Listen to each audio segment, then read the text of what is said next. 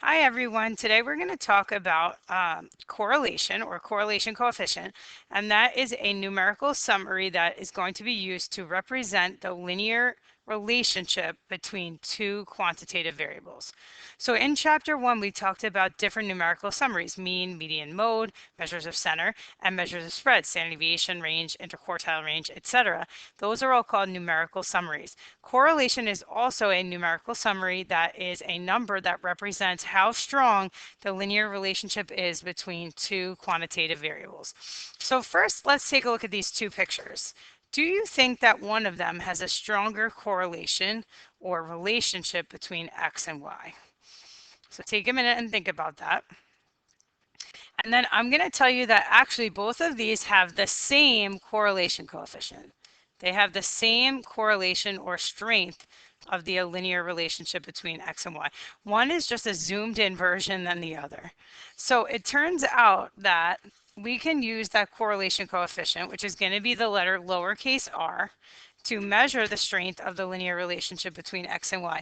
And there is a complicated formula that we can use to calculate it. But it says on the bottom, basically, don't let your eyes get fooled.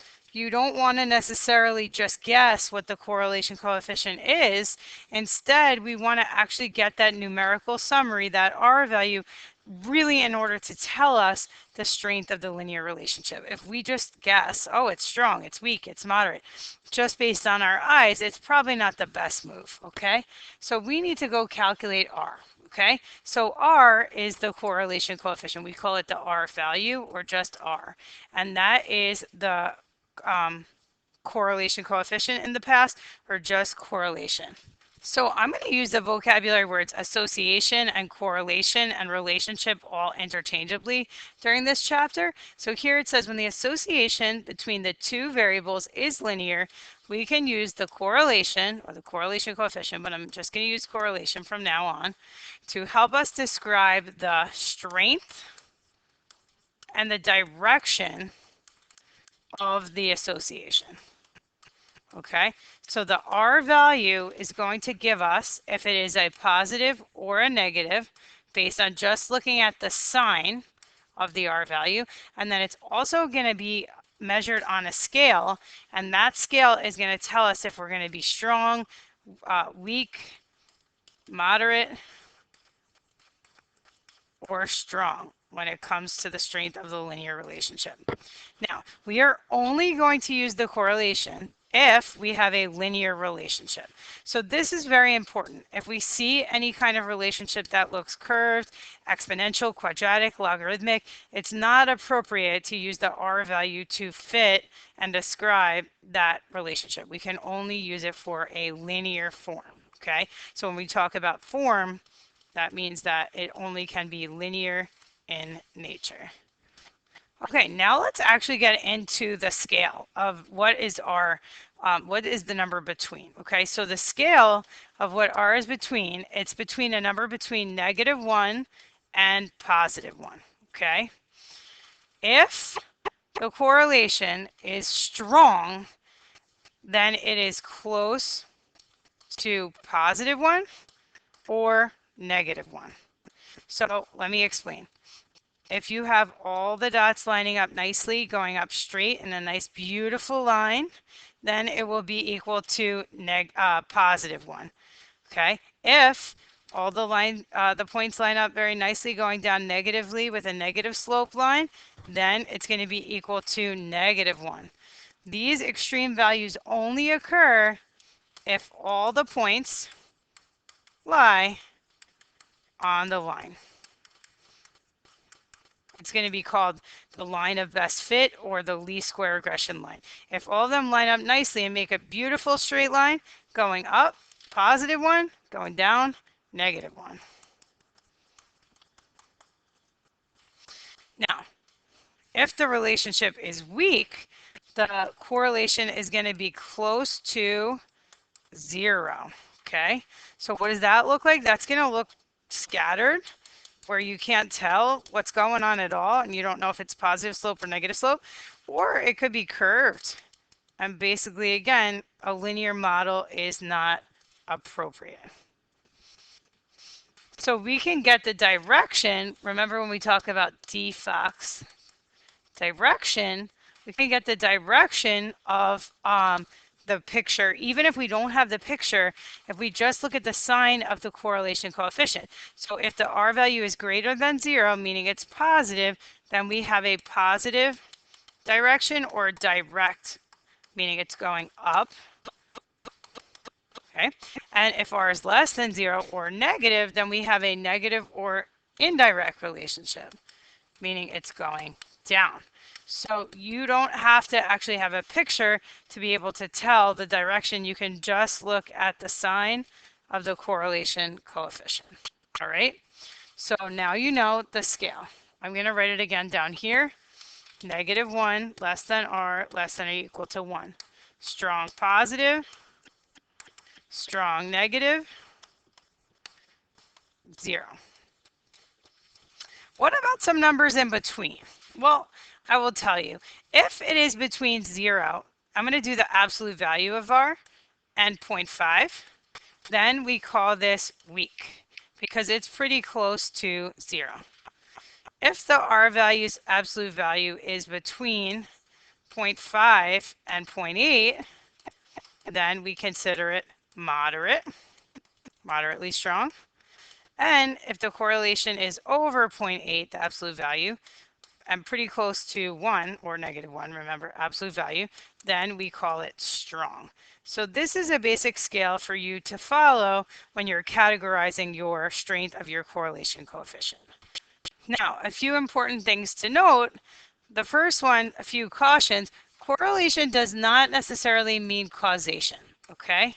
So there might be a strong correlation between two variables that actually do not really have a causal relationship. There could be, for example, a correlation between the number of ice cream sales and the number of drownings. And you're probably like, where did that come from, right? The number of ice cream sales went up and the number of drownings went up. There was a positive relationship, okay? This does not mean that ice cream sales cause drownings or drownings cause ice cream sales. It could actually mean that there's something else going on, and maybe it's that the weather is summer weather, it's hotter, so more people are buying ice cream and more people are drowning because it's summer. So just keep in mind, just because there's a strong correlation like there is in this picture, that does not mean necessarily causation.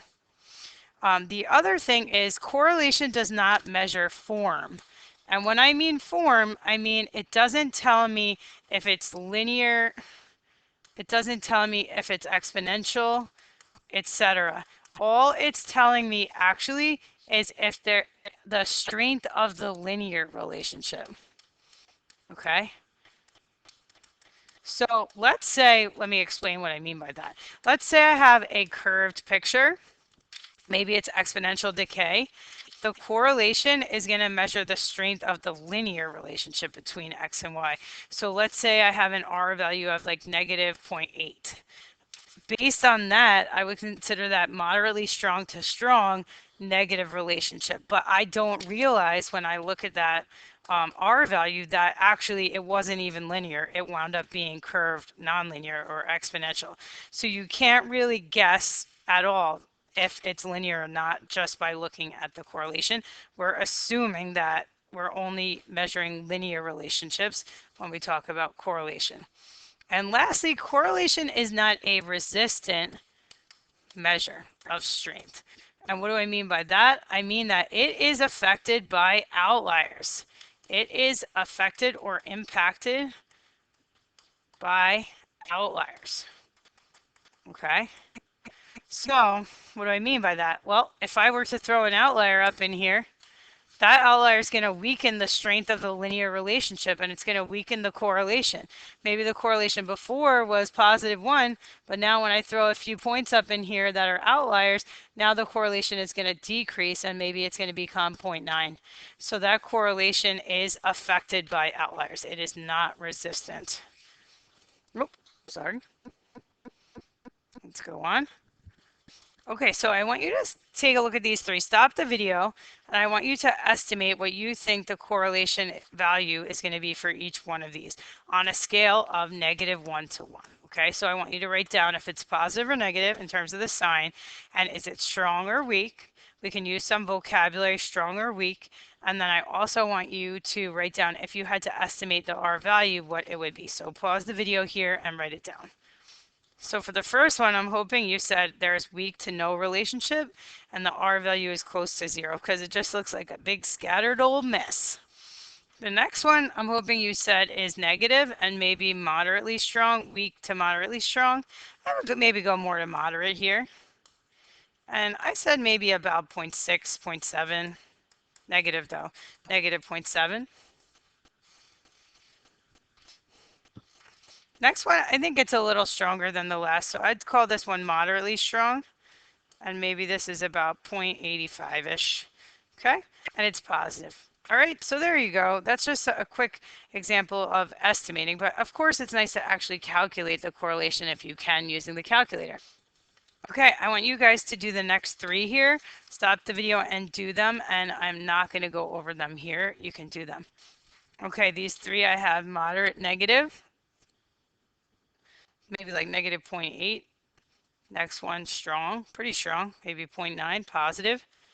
And then the last one is really, really strong, almost negative 1, so I put negative 0.99.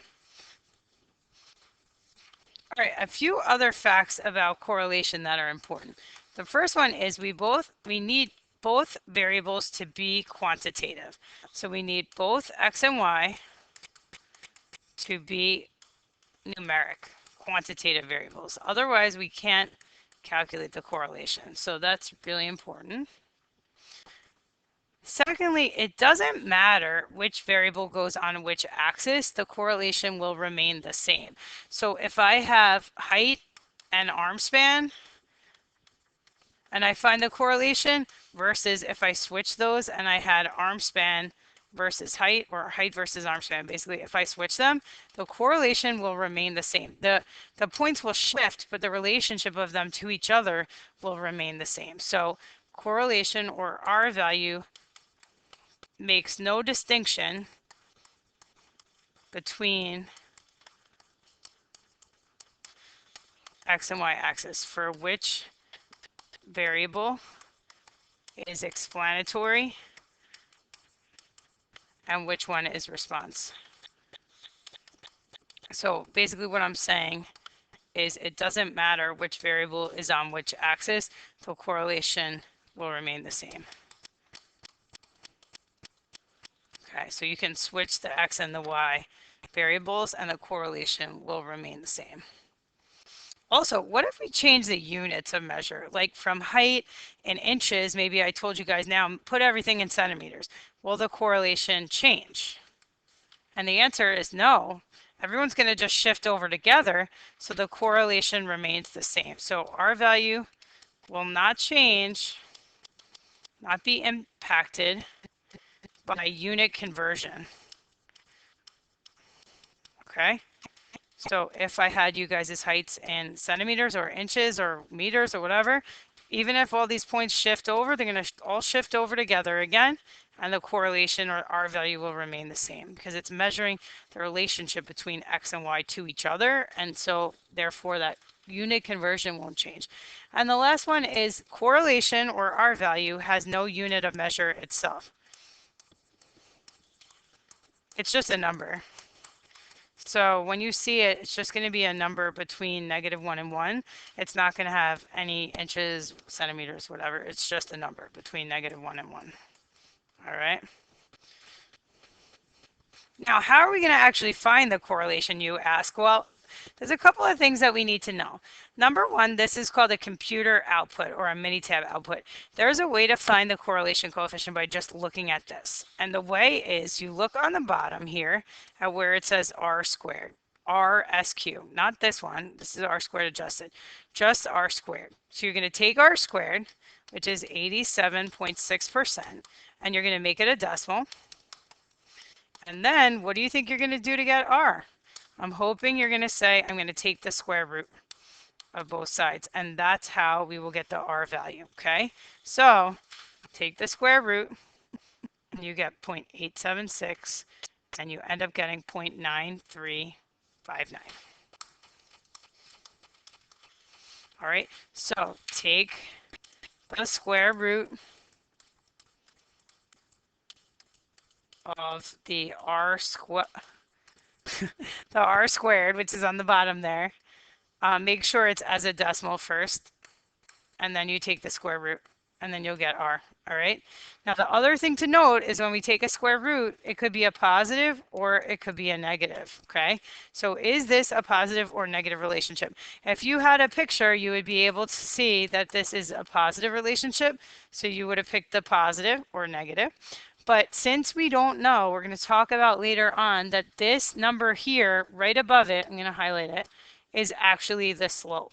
The slope is this number right here, okay? So if we are ever looking for the slope of the regression line, we're going to look here. But you, right now, what you need to know is the sign of the slope is a positive sign. So this is a positive slope. So this is a positive correlation coefficient. So I'm going to choose the positive sign. So I'm just going to write that down. Choose the sign of the slope from the Minitab output. So now you do this one here. You do number 2 and write your answer in for the R value. Stop the video and do it now. Okay, so I'm hoping you took the square root of 0.702, which is the R squared, and you get 0.838. And then because there is a negative sign right above it, the slope is negative, and thus the R value is negative. The last thing that I would want to mention to you guys is how do we find the R value in the calculator? So to find the R value in the calculator, you want to put the information in L1 and L2. So first I put the information for, in this case, the total bill amount in L1, and that was the X variable or the explanatory variable. And in L2, I put in the Y variable, the response variable for tip. So once that stuff is in stat edit, I'm going to run the regression, okay? So to do that, I'm going to press stat, I'm going to go over to calc, and I'm going to go down to number 8, which says lin reg. I'm going to choose 8 here, not 4 in this class, okay? Make sure the X list is L1, the Y is L2, and then you're going to hit calculate. If your R value, which is your diagnostic, is turned on in your mode, I'm going to go down to it and show you stat diagnostics should be on. Hit enter on the word on. And then let's do it again. Stat calc 8. Go down and hit calculate. Your R value will show up on the bottom of your screen, not R squared. Just look at the regular R value here. It's 0.6733. Okay, so I'm going to write that down. Okay, I'm going to write down the steps as well. After I entered my data in stat edit, then I went to stat, I went over to calc, and I chose number 8. Lin reg a plus bx, and then I look for R. And remember, you have to make sure that the diagnostic is on in the mode.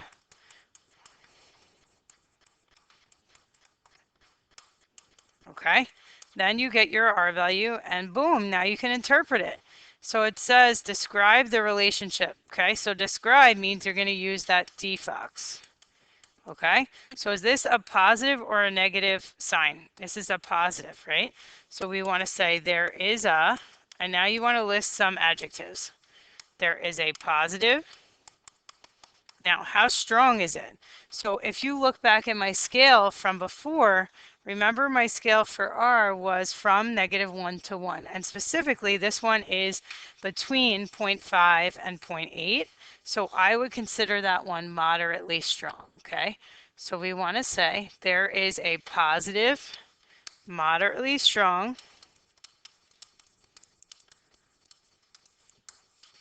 linear relationship between, and then you want to put in the context here, blank and blank. Okay, there is a positive, that's your direction, positive direction, moderately strong, that's your strength, linear, that's your form, relationship between, and now you want to put in total bill amount, which is your X variable, and your Y variable and tip amount. So there's your context. there is a positive, moderately strong linear relationship between X and Y. Okay, so there you go. That's some of the basics. You guys can continue on here and answer the rest of this question. How do you think the R value is going to change if we do the following two things? Base it off of the properties that I went over with you on the previous page. But thank you for listening. Now you know everything about R.